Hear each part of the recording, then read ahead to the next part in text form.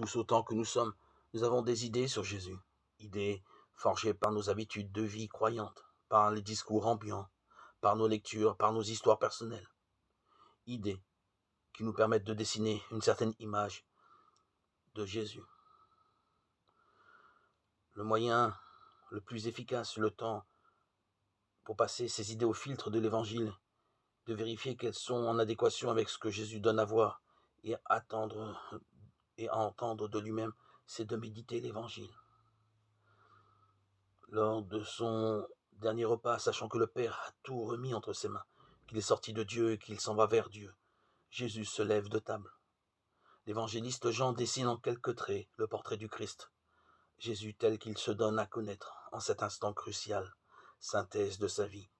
Dans la foi, nous croyons que Jésus est sorti de Dieu, vrai Dieu né du vrai Dieu, engendré non pas créé. Et en cette ultime soirée, nous savons qu'il s'en va vers Dieu par le chemin de la passion. Mais ce chemin, il en est le maître souverain, car le Père a tout remis entre ses mains.